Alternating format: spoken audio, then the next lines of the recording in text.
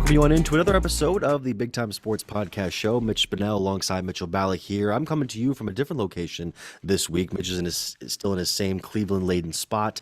It's a very good week to be back, Mitch. Obviously, we had our last episode, which is great. This one's going to be even better, I think. And we're just going to be talking more developments in the world of Northeast Ohio and nationwide sports. But in the meantime, I want to remind you guys that you can follow us on many streaming platforms, including Apple Podcasts, Spotify, and SoundCloud via Anchor. That is not a sponsor. We love what they do. We can also follow us on YouTube, obviously. Be sure to like, subscribe, and hit the bell. And, follow us on BigTimeSportsOhio.com and Facebook and Twitter. You know where to find us at this point. Mitch, now obviously we have to get to many sports coming this week. And Mitch, we have a matchup starting in Tuscarawas County, between Garraway and Indian Valley this week. But what's going on in Stark County for the remainder of this weekend? Well, Mitch, there's a lot of important football games to be played this week, a lot of big-time Federal League action, as well as some non-conference action. Let's just start non-conference-wise. Middletown, Delaware. Yes, that's right. Middletown from the state of Delaware is traveling here to Stark County, and they will take on the 5-1 Massillon Tigers, perhaps the hottest team in the state, Mitch. Massillon started out the season 0-1. Since then, they've rattled off 5 straight wins. One of those wins 2 weeks ago against the number 1 team in the state in St. Ed's. They welcome in a team from another state. That'll be something to keep an eye on this week. Now that we go, a Pac-7 matchup I want to touch on, Fairless, who suffered their first loss of the season last week.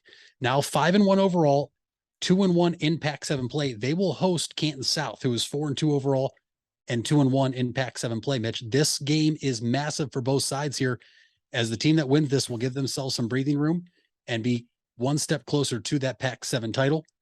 Let's jump into Federal League play, though. No big-time sports game, TV game this week in Stark County. However, myself and Gianni Capuano will be at what we think is going to be one of the biggest games of the season. The Canton McKinley Bulldogs at the Lake Blue Streaks. And some people out there might be saying, how? McKinley's 2-4. How's this game of the week? Well, McKinley did start out 0-4. And now they have rattled off 2 straight wins, and in those 2 wins, they've outscored their opponents 93-28 in both wins over the Green Bulldogs and the Hoover Vikings. They travel to Lake this week. Lake is 6-0. Once again, best start since 1998, 2-0 in Federal League play. Mitch, McKinley has 1 Federal League loss. If McKinley is able to knock off Lake this week, McKinley, albeit with the win, would go to 3-4, is right back in the driver's seat for the Federal League Championship. Lake here could give themselves a ton of breathing room. And it's a big one for Lake because not only will they get breathing room, but another game in the Federal League that has huge implications. Hoover at Perry. Both teams are 4-2 overall, 1-1 in Federal League play. Both those teams hoping McKinley can knock Lake off. Lake hoping to beat McKinley because those are 2 teams that Lake still has to play towards the end of this season. And if you slip up, you'd like to have breathing room, but a lot of good football to be played. You have Green at Louisville and some non-conference action. Glen Oak at Jackson. Huge storyline there. Which quarterback is playing for both sides? We know Burt, the quarterback for Glen Oak, was suspended last week. Interesting to see if he'll be back. Jackson now has Ethan Lesko returning after being out the past 4 weeks with an ankle injury. He was quarterback 1 the first 2 weeks. Now it has been Joe Latarulo. But Mitch, a developing story, freshman Lucas Eckerman has been taking first-team reps this week. Eckerman has been putting up unreal video game-like numbers across freshman and JV competition all year this year for Jackson. He did dress last week. Jackson only had 83 yards in the air. We know Jackson likes the ground and pound game with Davide. Could we see a freshman quarterback thrusted into action for Jackson here in week 7? Something to keep our eye on. But as far as that, lots of good games. And one other game is Lake Central Catholic at Canton Central Catholic this week. Central looking to get a win and go above 500 again this season. A lot of great stuff in Stark. Obviously, in week 7, we have many games within the Tuscarawas County area as well. I believe Dover will be at home this week against St. Francis de Sales, who travels up at 3-3 on the year, 1 game behind Dover at 4-2, while New Philadelphia will play host to Madison Comprehensive. That might be an easier one for the Quakers because Madison Comprehensive is 0-6 on the year, but you should never underestimate any team in the state of Ohio. Now, as for the Inter-Valley Conference, we will be, as you mentioned, in Sugar Creek on Friday night to see the Pirates take on the Braves. Garraway and Indian Valley, some are saying this might be a closer matchup than anticipated because Indian Valley is a few games behind Garraway in the IVC South, but the Pirates still remaining undefeated, still standing very strong offensively. Logan Yoder has been one of the most dynamic offensive players in the Inter Valley Conference, but Indian Valley has gone up against teams like Dover and played them somewhat close before kind of letting things slip away just a few weeks ago at Crater Stadium. And now we could see Matt Lancaster's squad, if they can get their defense really in check, or keep the Pirates offense in check, to really do something special and possibly pull out a victory out in the countryside Friday night. So it will be a very exciting matchup. I, of course, will be there. You can check us out, find the Big Time Sports shirts that we'll be wearing, and we can't wait to see you guys out there. Pirates fans, Braves fans, all of them. As for the rest of the IBC, I mean, another short stack of games. Claymont against Husky Valley, Ridgewood going up against Sandy Valley, Malvern against Buckeye Trail, East Canton being hosted by Strasburg, and Central Catholic playing against Newcomerstown. So when we come back, we'll be going over more of the professional football side, including one story that was a bit of a close call here in this coming week, right after this break here on the Big Time Sports Podcast Show. When others treat your fries as an afterthought, all you're left with are cold, soggy fries. That's why Wendy's new fries are ones you won't forget, guaranteed to be hot and crispy, or we'll replace them. We're talking natural cut, skin-on fries, perfectly seasoned with a hint of sea salt. In fact, they're even preferred almost 2-to-1 over McDonald's. These are fries so hot and crispy, they beg a new question. What would you like with your fries? Try them today, only at Wendy's. At participating U.S. Wendy's, taste preference based on a national taste test by an independent research company. Buying a home has never been so affordable with record low interest rates. Hartzler's Quality Housing is ready to put over 40 years of experience to work for you. Family owned and operated since 1978, Hartzler's has a wide selection of model homes on site with a knowledgeable team to help make your new home a reality. Open 6 days a week, visit them off I-77 in Dover or online at hartzlers.com. Hartzler's Quality Housing. Quality from start to finish. You deserve the best. And at Ferris Chevrolet, Buick, Cadillac, Toyota, that's what you get. We consider you, the customer, to be part of our family. Anybody can make promises, but when you visit Ferris, you get the Ferris deal from a Ferris wheel. So if you're looking for a car, truck, or van, think Ferris. Think Ferris! You invest a lot in your home and vehicle purchases. Van Nostrand Young and Associates want you to feel secure should anything happen to those investments. We partnered with providers like Grange Insurance and other industry leaders to be sure you're presented with the most complete coverage to fit your needs. Because we're not only here to protect the items you invest in, we're here to protect your future as well. Call Van Nostrand Young Insurance in North Canton at 330-497-1867. We all have 206 things in common. Our bones keep us up and moving. And we at Cleveland Clinic Union Hospital care about every single one of them. From the tip of your finger to a brand new hip, our orthopedic experts will keep you going while keeping you safe. For every break and breakthrough, for every bone and joint, for every care in the world. Get the care you need when and where you need it. Visit unionhospital.org.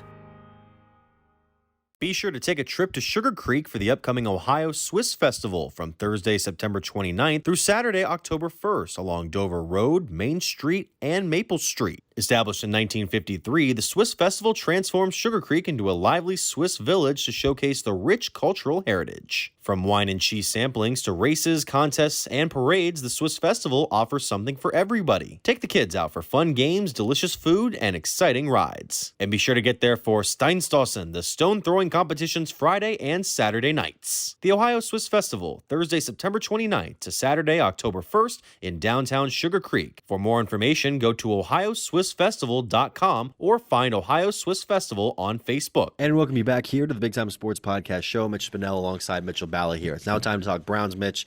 Obviously, the Browns going into this game against Atlanta this week, and it's going to be an interesting one down in Georgia. But, of course, the story that we got to get to that we weren't able to get to earlier in the week, one of the top defensive ends, one of the top players for the Browns, Myles Garrett, getting into what seemed like a very serious car accident on the way home from practice on Monday, and now going into this game against Atlanta, he has somehow not been ruled out of this game.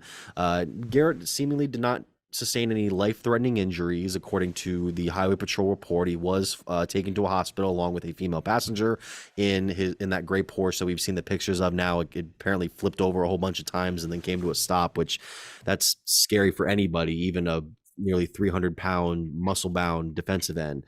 And it looks like he suffered a shoulder sprain and a bicep strain, as well as cuts and bruises. He was at home resting Wednesday. He's expected to be back in the facilities by Thursday morning. Now, I mean, Mitch, would you is there any expectation or any possibility in your mind that that he could possibly be on the field Sunday? Because to me, this kind of just feels like, if anything, you do want to take as much time as you need to recover from something like this. Yeah, no, I think my first thought when we heard this news and it came across our phone or however you found out was, okay, is he okay? And that was the first thing they said, non-life threatening injuries. And my immediate thought then was, okay, how bad is he hurt? Right? Like, what's going to happen? I didn't even think about football. It was more so, is this guy going to be able to walk again? You know, Right. You hear a car flip over multiple times. And for him to come away with absolutely no broken bones, no significant injuries, and like you said, a strained bicep tendon, shoulder sprain, and lacerations, bruises. Mitch, I don't expect him to play this Sunday. I don't know how you can. I know he's already defied odds. I know he already looks like a Greek goddess to some people because of how he looks when he works out with his shirt off. Not my words, other people's words. But obviously he defies the odds, and that's, looking back at the pictures, you wonder how he has come out of that pretty much unscathed. Like, if we're being honest, you saw the pictures of his Porsche. It's very scary. Obviously, I'm happy he's okay. I'm happy the female passenger's okay. He was at home today resting up, but it's Myles Garrett. You don't know. I have a feeling that somewhere deep down, he's going to want to try to make this happen because he knows how big of a game this is for the Browns. But putting my rooting interest aside, I just have a hard time believing that he will, one, be ready to play, and two, if he does play, how great will he be with a sprained shoulder and bicep tendon? You're talking about a defensive lineman that lines up on the end, but we've seen him move around before. And you're talking about offensive linemen who block anywhere in the chest to shoulder area. You know, what kind of protection can they put on that? But Mitch, him not playing this week with the plethora of other injuries the Browns are dealing with right now, heading into week 4, it's a brutal blow. And now you have to start to wonder, this is where doubt starts to creep into your mind of, can the Browns survive without Myles Garrett? And I know we'll get to all the other guys that aren't practicing today. Yeah, I was going to say some of the ones that were on the list, according to multiple, well, at least the one report I'm looking at here. Garrett obviously not at practice today, dealing with a shoulder and bicep strain. Jadeveon Clowney not at practice. He missed last game. Joel Bitonio out with the biceps. Jeremiah Owusu-Koramoah sustained a groin injury last week, and then Denzel Ward dealing with the hurt back and ribs. That's a lot of notable pieces, especially on that defensive front for the Browns, that might kind of tip the odds in their game coming up this Sunday in Atlanta. But I mean, I don't know if you're like me. This game I kind of see as defensive. Like, it's kind of optional for this defense, even if multiple of those guys are out, only because, first of all, I don't think a number of these guys are going to be inactive come Sunday. I think they're just taking some of the days to take some time off, even if it has been an extended week.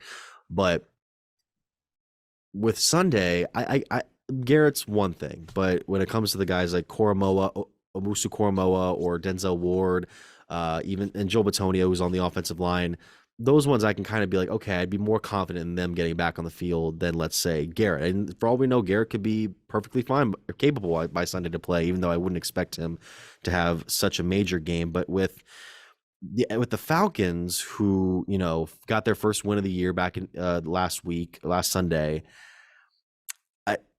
the offense hasn't looked amazing this year. It's looked capable at times, but it's not to the point where I'd be terrified of Marcus Mariota dropping 35, 40 points on the Browns, even with the depleted defense. And I hear you. I definitely do. But what's happened in weeks 2 and 3? You've been torched by rookie wide receivers. Garrett Wilson torched you in week 2 in that unbelievable loss to the Jets. And George Pickens had a good week 3 game in the game he beat the Steelers. They also have the third leading rusher in the NFL in Cordell Patterson, Mitch. And to me, Cordell Patterson is the biggest threat on the Falcons offense, because for years we saw him, I believe, in Minnesota, and then I think he went to New England. He was kind of that hybrid where he'd line up in the backfield. You could put him out wide, just kind of like we do with Kareem Hunt occasionally. But I think Patterson's a little more shifty, if that makes sense. That's the type of guy you have JOK for, right? We know we have JOK to defend the Lamar Jacksons in the AFC North, but a Cordell Patterson that can hurt you in multiple ways, that's what JOK is there for.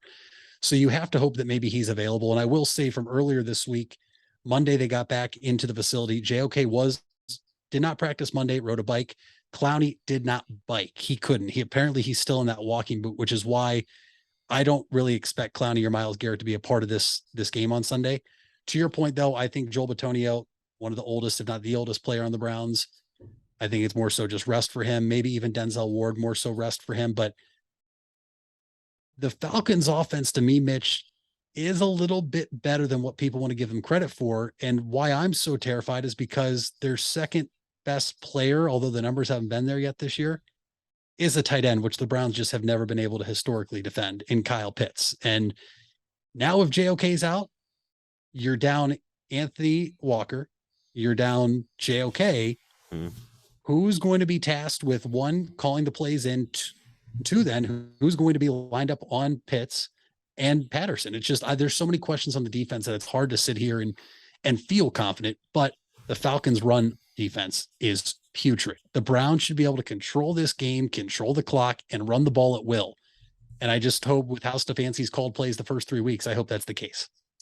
If Chubb, and I don't expect Chubb and Hunt to get an exactly equal amount, but there's no reason that at least one of them can't run for at least 75 yards on Sunday. And that's being generous, I think, to Atlanta's run defense, because it hasn't looked great the first 3 weeks of the season. So, I mean, yeah, I don't know what's going to happen this Sunday, but I'm sure that it'll be interesting. So when we come back, we'll be going over to the pick'ems for week 3, and then we'll go into something in segment 4. You asked for it and we listened. Buckeye Career Center is now offering Certified Nail Technician as an adult education program. This 216-hour course begins in November and will run Tuesday through Thursday evenings from 5 to 9 p.m. Learn manicures, pedicures, infection control, salon operations, and more. Other part-time certification courses starting this fall include phlebotomy and welding. Call 330-339-2288 to register or visit BuckeyeCareerCenter.org for more information. If you're looking for a new or pre-owned car or truck, why not see the Parkway Auto Group? Parkway is a special group of automotive experts with 8 brands to satisfy your needs. Come see the difference at the Parkway Auto Group on Commercial Parkway in Dover. 8 brands and 1 family. It's Parkway Auto Group. The Furby Electric Supply Company has bright ideas for your home. Save money by converting to energy-efficient electrical products or add ambiance with beautiful lighting features. It begins with a professional consultation and a visit to the Furby Lighting Showroom. Then certified Furby contractors complete your project right and on time. Since 1934, 4 generations have built a reputation of quality and trust, and they offer emergency services too. Just visit Furby.com. That's F-U-R-B-A-Y. The Furby Electric Supply Company. It takes a lot of practice to have a winning team. Alban Title has over 100 years of combined experience handling real estate, title, and escrow transactions. They serve Tuscarawas, Stark, Carroll, Harrison counties, and more. So choose Alban Title for your next home refinance, sale, or purchase. They'll get it done quickly and professionally. Contact Alban Title at 330-334-5800 or visit their website albantitle.com. Let them put their experience to work for you. You matter. Everyone plays a part. We all have a role. Each of us can make a difference. You do matter, and the best way to have a positive impact is to pay it forward. With each of us helping one another to cope, feel better, and know that we belong. Pass on the positivity today. Tell someone else they matter too. Alt Care. Alt Care, Alt Care. Where you matter. Fall is in the air and part-time career enhancement courses at Buckeye Career Center are on the horizon. Registration is now open for Introduction to Beekeeping, Basic Small Engine Repair, and Sign Language. These part-time offerings run on Tuesday evenings and begin in November. Let Buckeye Career Center help you learn a new skill or advance your current skill set. Call 330-339-2288 for more information or to reserve your seat in one of these or our other part-time classes.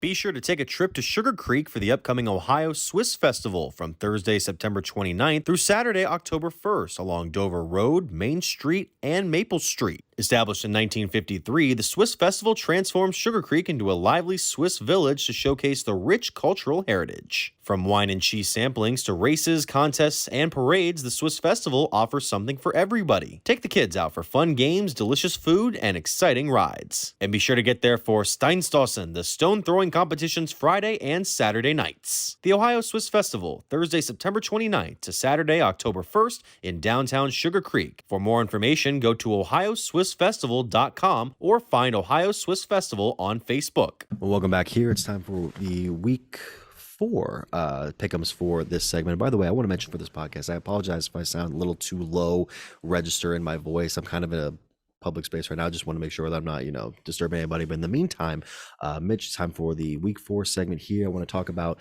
the upcoming slate of NFL games. First off, on Thursday night, we start off in division usually when we do this segment. We have an in-division rival in the Cincinnati Bengals hosting the Miami Dolphins on Thursday night. So I want to start off with you going into your picks. I believe you texted me that you had a decent week 3. You went 6 and not the week wasn't decent, but the first 3 weeks of the year were kind of decent. You were at 23, 24 and 1 on the season.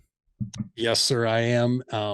Obviously, the tie has messed me up there a little bit, but I'm okay with it. Yeah, brutal week 3 for me in terms of pick 'em, but that's what the NFL's been so far, Mitch, through 3 weeks. There's been a lot of uncertainty, a lot of upsets, a lot of games you're just kind of scratching your head at, and I expect more of that here this week. But starting things off, you have the Miami Dolphins traveling to Cincinnati on Thursday Night Football on Amazon Prime.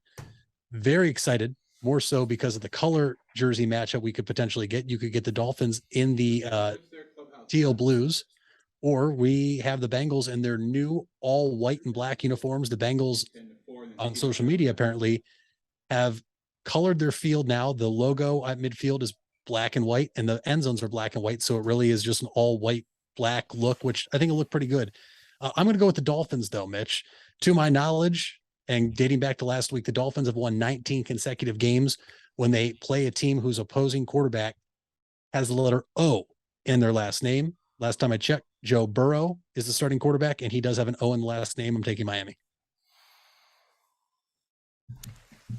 That's an interesting choice. I think I'll take Miami too, even though Cincinnati comes in as a 4-point favorite. So then going over to Sunday, it's a primetime matchup in the afternoon between Lamar Jackson and the Ravens and Josh Allen and the Bills. This one goes to Buffalo, currently at a 3-point favorite. I think Buffalo gets back on track after losing to Miami. I'm going to pick Buffalo in this one. I'm going to take Buffalo too. I will say I'm a little concerned though, because the Bills secondary is out. Lamar Jackson has looked like an MVP candidate through the first 3 weeks of the season. This game is at Baltimore, but I still think the Bills are going to come out with fire, and I like the Bills here. So we also have a game in London this coming Sunday at 9:30 our time. It'll be the Vikings taking on the Saints. Minnesota comes in at 3-point favorite. Would you consider this a primetime game, Mitch? Depends on the definition of prime. Well, I mean, is this a game that's in the spotlight? Is this the only game going on? Because technically it is, but would you consider prime time since it's 9:30 a.m. over here? And it's on NFL Network too. So if we're saying yes, then I'm taking the Saints. Kirk Cousins in prime time is a big no-no. Well, Minnesota's a 3-point favorite. I'll go with the Saints too. Then we also go to Commanders and Cowboys, a long-standing rivalry. Dallas 3.5-point favorites after winning against the Giants on Monday night. They've gotten into an interesting start this year, Mitch. They sure have, and all of a sudden you got Jerry Jones wondering down in Dallas, does he have a quarterback competition between Cooper Rush and Dak Prescott? That was such a stupid thing for him to say, but I'm still going to take the Cowboys in this one. Yeah, I think I have to take the Cowboys here, but Mitch, this is another one. I'm really not going to be shocked if the Commanders win, just because everyone's talking about the Cowboys. They've won 2 in a row since Dak went down. This seems like a perfect spot for the Commanders to come flying in here and knock off the Cowboys. But I will go Cowboys for pick'em. Also an afternoon game, Seahawks versus Lions. Detroit 4.5-point favorites. This one I'm taking Detroit every day of the week and twice on this particular Sunday.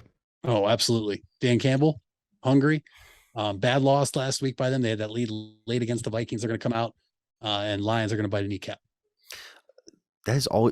I mean, I know that he gave us all the ammunition we needed that first press conference, but it's always the biting the kneecap with you. Always. You don't know anything about it. You don't know anything about the man except for that, and I respect it. Bears going up against the Giants in the Meadowlands. Giants 3-point favorites. Giants haven't looked terrible this year. They sure haven't. But Mitch, if you would have told me heading into week 4 that both these teams were going to be 2-1, a winner is going to be 3-1 after week 4, I would have said there's absolutely no way, because I thought these were 2 of the bottom 5 teams in the NFL. And now I don't know who to pick, because the Giants looked pretty bad on Monday night. I think Daniel Jones has one of the worst awarenesses when it comes to play clock in his head in terms of pressure. The Bears, Justin Fields has not looked good. I'm going to go with the Bears. Go into Bears. I think I'm the same. I'm going to go with the Giants in this one. I think Jones can have a capable game. It's where Justin Fields has been struggling that I'm like, I don't know if it's going to work out. Then this one, AFC South matchup, Titans and Colts, 2 teams that have been really kind of struggling to find their footing early on in the year. This one's in Indianapolis. The Colts are 3.5-point favorites. Okay. See, I thought the Colts might have been in trouble if they had lost the Chiefs in last Sunday. They pulled out that victory because Patrick Mahomes uncharacteristically threw an interception. So this one, I think that could be a confidence booster for Indy going in. I'm going to go with Indy in this one, but I think it's going to be very, very close. Could even eclipse the points mark and be even a 3-point victory. Mitch, I mentioned to you before, when I do pick them, I'm actually putting them in a sheet that I have with some friends. We do this all year to see who wins at the end. Losers have to buy them dinner. My one buddy, Brandon, give him a shout out here for this pick. He actually just entered terrible game. And I completely agree. This is just a terrible game of football. These 2 teams, I have no idea what to expect. But to your point, Mahomes throwing an uncharacteristic interception at the end of the game that lost the Chiefs the game. Give me the Tennessee Titans. Something tells me that win over the Raiders last week was a big win. I still think both these teams suck, but I will go with Tennessee Titans. So now we go over to the Jaguars and the Eagles, and the Eagles are like the team that everybody's been really gushing over the first 3 weeks of the season. The Jaguars haven't looked too bad this year, and Trevor Lawrence looks like a different guy this year rather, so far. Philadelphia, those 6.5-point favorites going in. And this one, I think, could be a closer one than people are anticipating. I think it'll be the Eagles, but I don't think it's going to be by the 6.5-point difference that Vegas is offering right now. I'm taking the Eagles, and I will take the points, Mitch. I really don't think Jacksonville is as good as they appear. I think last week in LA, the Chargers are just so banged up, and they even have more injuries coming out of the injury report now, which never happy to see somebody get hurt, but that could bode well for the Browns here going into week 5, especially if they handle their business. So I'm not a believer in Jacksonville. I'm not a believer that Trevor Lawrence is this next big thing. I think he can be an average NFL quarterback, but I'm going with the Eagles, and I would take the points if betting was legal here in the state of Ohio. Well, we'll be soon. And also soon coming is another game between an AFC North rival, the Steelers hosting the Jets. The Steelers come in at 3-point favorites, kind of a rare coming in as the favorite this year. So far for Pittsburgh this season. I think it's going to be Pittsburgh kind of handily in this one. I think New York got a great win over the Browns, surprisingly, in week 2. And since then, it hasn't looked fantastic, especially the last week or so. So I'm going to go with the Steelers. Yeah, give me the Steelers. This is easy. I think the Jets are one of the bottom 3 teams in the NFL, and they just got one of those wins that a bad team always gets against the Browns here in week 2. Did you see the one TikTok video of the kid who interviewed all those Jets players, and he's like, my dad takes me out for ice cream every time the Jets win? Did you see that? No, I did not. Okay, I would highly recommend you look it up because it's very heartwarming, but at the same time, it's funny because people are like, "Oh, the kid's gonna go out for ice cream 2 times in 4 months." So that's a cold. We live in a cold world. Well, if my dad did the same thing as a Browns fan, Mitch, I really wouldn't get to go out for ice cream that much either. So I can relate. You wouldn't have gone at all in 2017. The Chargers take on the Texans, and the Chargers coming off that loss to Jacksonville. I'm very less confident about them winning the West this point of the year. But the Texans, they're the Texans, and the Chargers come in at 5-point favorites. I don't think you lose to 2 terrible South teams back to back. I'm going to go Chargers on this one. I'm taking the Chargers too. And honestly, if the Chargers were smart, they would probably put Chase Daniel in this weekend and feed the ball to Austin Eckler, who has really not done what we thought he would this year after what he did in the 2021 season. I'm taking the Chargers because even with the banged up Herbert or Chase Daniel, they're the better team on paper. But Mitch, they are a very banged up team. Joey Bosa this week, they lost one of their tackles this week. The Chargers are really getting hit by the injury bug very fast here. One of the receivers, I believe, towards ACL too. The Cardinals take on the Panthers. Battle of short quarterbacks. This is a tight line, by the way. Carolina by a point. I'm going Arizona on this one. I think it's easier than that. Yeah, this is tough. This might be one of the tougher games to pick this weekend, and it's just because Arizona is coming all the way over to the East Coast. You don't know what the weather is going to be like there yet. Keep in mind there is the huge hurricane hitting Western Florida right now that ultimately is going to push up the coast east. You have to imagine it'll probably get somewhere into the Carolinas. I don't like the Cardinals at all. I also think Matt Rule's a terrible coach, and Baker has been abysmal this year. Just give me the Panthers. I don't know. Give me the Panthers. We've been saying the last couple of weeks, it's like Baker's really lighting it up on this revenge tour the last couple of weeks. Now, granted, you could say that and just rip off 12 consecutive weeks of all-pro play, but who knows if that's going to happen. 425 Patriots in Lambeau taking on the Packers. Patriots coming off a tough loss to the Ravens, and Mac Jones got really banged up near the end. Packers seem like they're still doing fine. They're huge favorites in this one, 9.5 points. This is just a gimme, right? It's gonna be Packers. Yeah, Mitch, I'm more concerned about what is the dynamic right now in New England. I'm taking the Packers, but you've seen all week Mac Jones saying he thinks he's going to be out for a while. You have Bill Belichick saying it's a day-to-day injury, as well as the staff. It seems like there's some miscommunication right there about the Patriots wanting to rush Mac Jones back and Mac Jones wanting to step back and really rest up here for a little bit. But I am going with the Packers. So then we have the Broncos taking on the Raiders this year. One team that got off to a bad start and one team that has gotten off to a really bad start.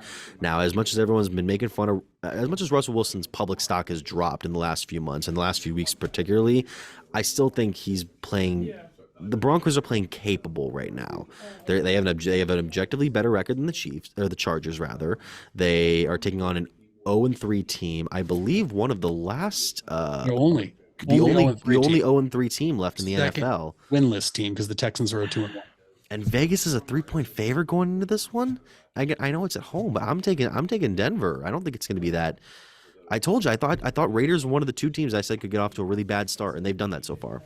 And I was a believer in the Raiders, Mitch. I really was, but I am seeing shades, and I told you this already. I'm seeing shades of the 2019 Browns in the Raiders with Carr and Adams. I know they had the relationship already playing at Fresno State, but something looks broken in that offense, and we saw it here in Cleveland with Odell. Sometimes you add those shiny new toys, and it just isn't what you expected it to be. I will go with the Broncos, though, Mitch, because I did pick them to ultimately win the West and, go to the playoffs. But I do think the Broncos, as bad as they've looked, I think their issue is strictly from a head coaching standpoint, where the Raiders' issue is it's more than just the head coach. So then we also have the Sunday night game, which you mentioned that hurricane could affect. They could possibly move it to Minnesota if they cannot play at Raymond James. The Chiefs and the Buccaneers, a rematch of the Super Bowl from a year or two back. This one, Tampa Bay coming off a tough loss to Green Bay, and there's a lot of seemingly like outside noise going on with that organization right now. Chiefs coming off a loss as well. I think that the Chiefs they're the favorites going in, 1-point favorite. I think the Chiefs pull out the victory and put Tampa in a spot like, where are we going now? Yeah, I think the Chiefs actually win this game by a landslide. I know you're not supposed to count out Tom Brady or bet against him, but you're my fantasy quarterback, Tom. So until you prove otherwise, you look terrible. You look like you should stay retired. And so the Chiefs are going to smack the Buccaneers this week. Oh, you're taking them in a landslide. I mean, I would expect them to win by like 10, but all right. We'll got two more left. We have the Monday night game between the Rams and the 49ers. The 49ers, Jimmy G didn't look as great as I think some people were hoping he would last week. The Rams getting that victory. San Francisco, though, a 1.5 favorite going in at home. I still think the Rams will pull out the victory. I don't think it'll be a blowout, but I think it'll be a decently sized win for LA. Yeah, this is a tricky one because if you remember, Mitch, the last time these two teams met was in the NFC Championship last year, in which the Niners had it all but wrapped up until they dropped a game-sealing interception, and then the Rams went on to win. As we know, they go on to win the Super Bowl. And this is the same Niners team now with Jimmy G back. I think another week of practice, even though he's used to the system, I still think there's that dynamic. He was the backup quarterback, or there was a lot of uncertainty whether he was going to play or not. I'm going to take the home team here. I'm going to go with the Niners. Well, then, of course, that leaves us one more game. It's the Cleveland Browns and the Atlanta Falcons in Georgia. The Browns come in at 1.5 favorites currently. That does not that could change because of certain players possibly being out for the week, possibly not being out. You mentioned what you were going to do during our pregame today, and as much as I really do think that the line could go even further and tip towards Atlanta here by the end of the week, I still think that the Browns will have enough on the ground game, and they can do enough to contain Atlanta's offense that I will say it will be a very close. There's never a blowout with the Browns in terms of winning. It's always either a blowout loss, a close loss, or a close win. I'm going to say the Browns in this one, and I know what you're going to pick. Yep, I'm taking the Falcons. Browns fans, you're welcome. That's what I have to do. But at the same time, Mitch, if what I've said in Garrett and Clowney are both out, that's a devastating blow for this team. You're looking at your two defensive ends starting this week of Alex Wright and Isaac Rochelle. That's a big drop off from both Clowney and Garrett. And then if JOK is out too, Mitch, I just don't like this defense and what we've seen in the secondary for how great we're supposed to be. And we've gotten torched by rookie wide receivers now in 2 straight weeks. You have Drake London, who was the first taken out of all wide receivers this past draft. Kyle Pitts. There's multiple reasons why I think the Falcons can come back home after a win in Seattle and beat the Browns. Browns just have to play smart and don't overthink it and keep the ball, but I will take the Falcons. And that is our week 4 pick'ems for the NFL. What are your picks? Obviously, we want to know them. Drop them in the comments below, or shoot us a tweet at Mitch Spinell or at Mitchell Balla. When we come back, we'll get into more of the topics that we wanted to touch on but couldn't right up in this final segment. We all have 206 things in common. Our bones keep us up and moving. And we at Cleveland Clinic Union Hospital care about every single one of them. From the tip of your finger to a brand new hip, our orthopedic experts will keep you going while keeping you safe. For every break and breakthrough, for every bone and joint, for every care in the world. Get the care you need when and where you need it. Visit unionhospital.org. Hard work is something you're accustomed to. Van Nostrand Young understands that principle. Our access is achieved with organizations like Grange Insurance. Safety and prevention specialists utilize our VanCan assessments process to ensure that you and your colleagues are in the best hands. You want the safest environment for your business, and we can guide you there. Call Van Nostrand Young Insurance in North Canton at 330-497-1867. You deserve the best. And at Ferris Chevrolet, Buick, Cadillac, Toyota, that's what you get. We consider you, the customer, to be part of our family. Anybody can make promises, but when you visit Ferris, you get the Ferris deal from a Ferris wheel. So if you're looking for a car, truck, or van, think Ferris. If you're purchasing a new home, the team at Hartzler's Quality Housing is here to help. Take advantage of record low interest rates to make your new home a reality. Locally owned and operated since 1978, Hartzler's Quality Housing has the experience to guide you through the process. You'll find a wide selection of model homes on site to fit any budget. Open 6 days a week just off I-77. You can also visit them online at hartzlers.com. Hartzler's Quality Housing. Quality from start to finish. When others treat your fries as an afterthought, all you're left with are cold, soggy fries. That's why Wendy's new fries are ones you won't forget, guaranteed to be hot and crispy, or we'll replace them. We're talking natural cut, skin-on fries, perfectly seasoned with a hint of sea salt. In fact, they're even preferred almost 2-to-1 over McDonald's. These are fries so hot and crispy, they beg a new question. What would you like with your fries? Try them today, only at Wendy's. At participating U.S. Wendy's, taste preference based on a national taste test by an independent research company. Be sure to take a trip to Sugar Creek for the upcoming Ohio Swiss Festival from Thursday, September 29th through Saturday, October 1st along Dover Road, Main Street, and Maple Street. Established in 1953, the Swiss Festival transformed Sugar Creek into a lively Swiss village to showcase the rich cultural heritage. From wine and cheese samplings to races, contests, and parades, the Swiss Festival offers something for everybody. Take the kids out for fun games, delicious food, and exciting rides. And be sure to get there for Steinstossen, the stone-throwing competition's Friday and Saturday nights. The Ohio Swiss Festival, Thursday, September 29th to Saturday, October 1st in downtown Sugar Creek. For more information, go to ohioswissfestival.com or find Ohio Swiss Festival on Facebook. And welcome you back here to the Big Time Sports Podcast Show. Mitch Spinell alongside Mitchell Balla. I had to move spots for just a moment, but Mitch, we get to our final segment here. We got a packed week of sports to get to. Starting off in a couple other different topics that we wanted to get to early in the show but didn't. We have college football coming up. Ohio State will be active this week. They'll be hosting Rutgers in a Big Ten matchup. Ohio State opening at 40.5-point favorites, despite Rutgers starting off 3-1 on the year, not ranked, coming off a Big Ten loss. I mean, is there anything much to say unless Ohio State gets upset in this one? It seems like a foregone conclusion, but I always hate foregone conclusions when it comes to the Buckeyes because I never anticipate they're going to easily win, even against the mid-major schools, whether it's up against a school like the Citadel, basically. But I don't know. It's just something I don't like when Ohio State gets these big point advantages. I'd rather have them. The sweet spot is always like 14 points. Because they could easily blow out a team in that sort of span, but they could also play them close and play efficiently. Mitch, you don't need to worry. It's Rutgers. We're going to be fine. This is a game that Ohio State should handle and cover. My only worry is Jackson Smith and Jigba don't play. Don't play. There is absolutely zero reason for you to play right now. I'm not asking you to do a Nick Bosa where you just hang it up, pack it up, and you don't play again this season. I'm strictly telling you we don't need you this week. We don't need you next week at Michigan State. I care more about when we play Penn State in a couple weeks. Kick back, relax, rehab, stretch, do whatever you got to do to get your hamstring right and your knee right. We'll use you down the road. But Mitch, this is not an Urban Meyer-led team anymore where you were good for one slip up every year, whether it was Iowa, whether it was Purdue, whether it was Virginia Tech. It's not Urban Meyer anymore. This is Ryan Day. Ryan Day's only lost big time games, and you can give reasons why. I think the most unexplainable loss this year was last year at, the big house in Ann Arbor, Michigan, but there's no need to worry. I think this is a foregone conclusion. I think Ohio State defeats Rutgers handedly. What about last year against Oregon and Columbus?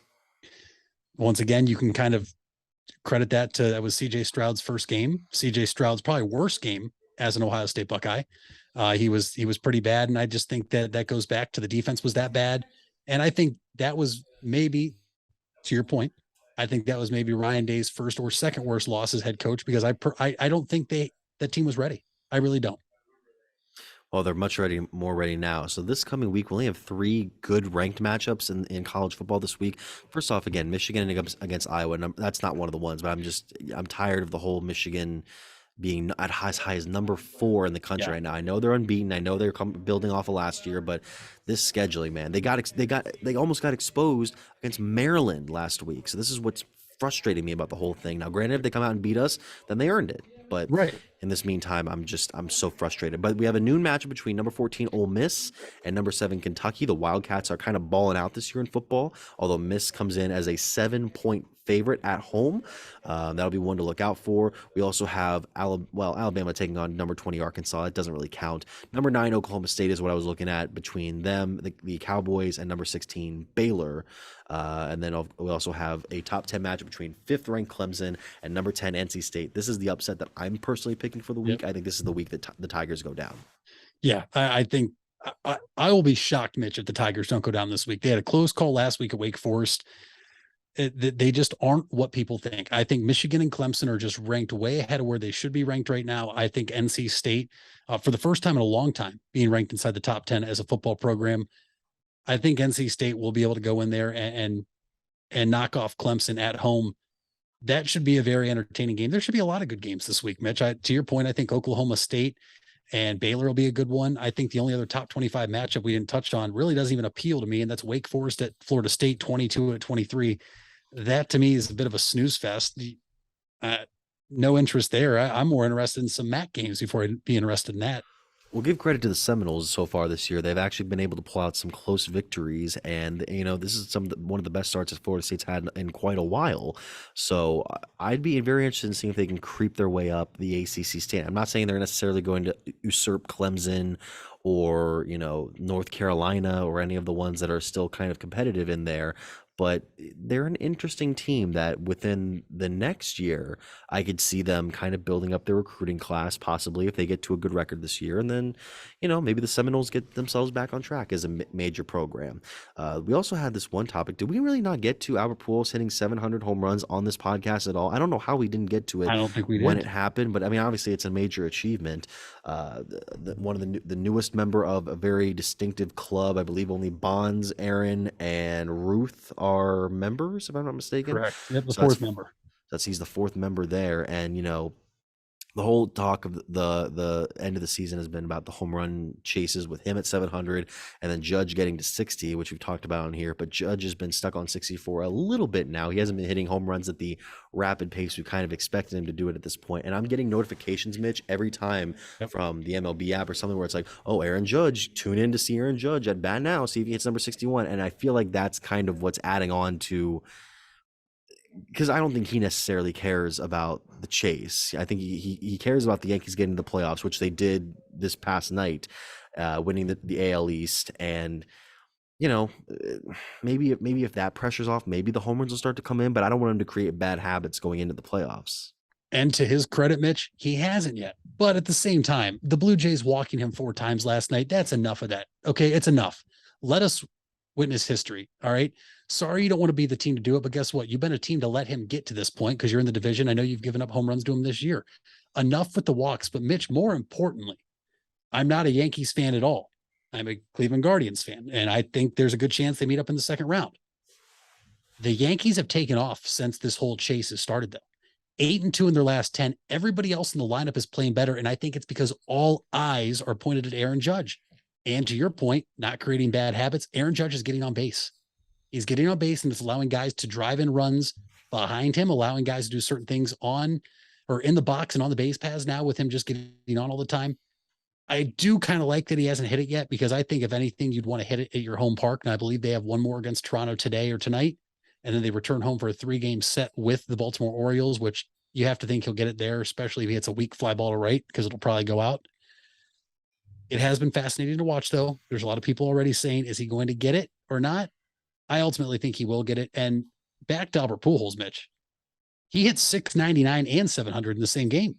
That's what was impressive. I remember sitting in bed watching that thinking, oh, hey, he's one away. Maybe he'll get it. And a couple innings later, Albert Pujols hit 700. I thought, this is crazy. And for all the people out there saying, oh, they're only giving him meatballs, he hit the 700th home run on a slider inside. Okay. So you can put that myth to bed. Awesome to see that happen for one of the game's all-time greats. A lot of people consider him one of the top 5 hitters in the history of baseball. I think he's surely up there. When Pujols was in his prime, Mitch, he was literally a machine. That's why I got the nickname. And he's the first ballot Hall of Famer. And the Cardinals clinched last night. They clinched the NL Central, and he gave a little speech before they popped the bottle saying, enjoy it. This is what we're here for. I'd like to end my career with the championship. And that's a team nobody's talking about, Mitch, is the St. Louis Cardinals.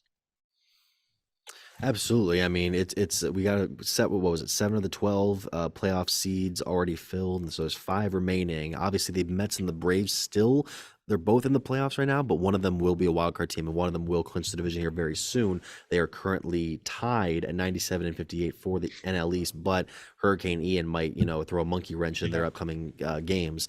And then the Phillies are kind of right behind them, but they're still in the wild card mix. Milwaukee's still in the wild card mix, even though they're 7.5 behind St. Louis, and the Padres well behind the Dodgers, but also with one of the 3 wild card spots currently. And then Toronto, Tampa Bay, and Baltimore are trying to figure themselves out.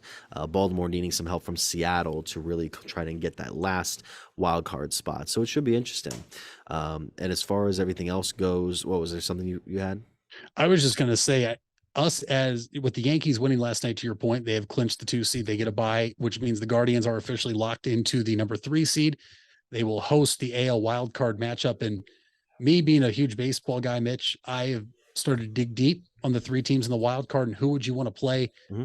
Mitch, it's not a foregone conclusion we're going to play Seattle. I looked at the schedule. Seattle closed Now, this was a few days ago when I did this, so bear with me. My numbers are probably off a little bit. Seattle ended their season with 10 games at home against the likes of the Oakland A's, the Texas Rangers, and 4 against the Detroit Tigers. You're talking about 4 or 3 of, if not the 3 worst teams in the American League. The Tampa Bay Rays, we know, are in Cleveland right now. They had 3 at Cleveland. Then they go to Houston for 3, and then they go to Boston for 3. So you're talking about 9 straight road games for the Tampa Bay Rays. Not easy places to play either.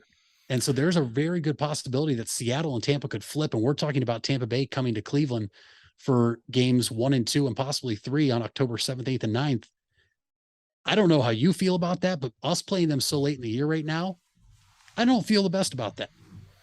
No, because they can get some easy reads in these next 2 games. They already lost last night, or they already beat the Guardians last night 6-5 in extra innings, and I think that could kind of give them a bit of a read, a very recent read on the team going into what would be a best of 3 series here in Cleveland. So I'm very curious as to see what that kind of series would entail. It's going to be between Seattle and Tampa Bay at this point. Toronto's not going to. I don't think is going to falter so far.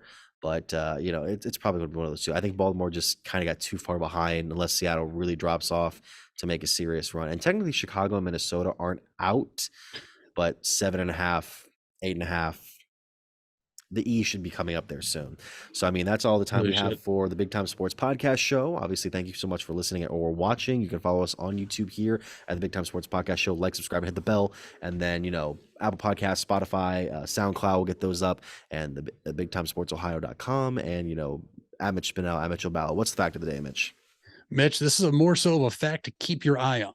The defending world champion Atlanta Braves, now with 7 games to play, have not attempted a sacrifice bunt 1 time this year.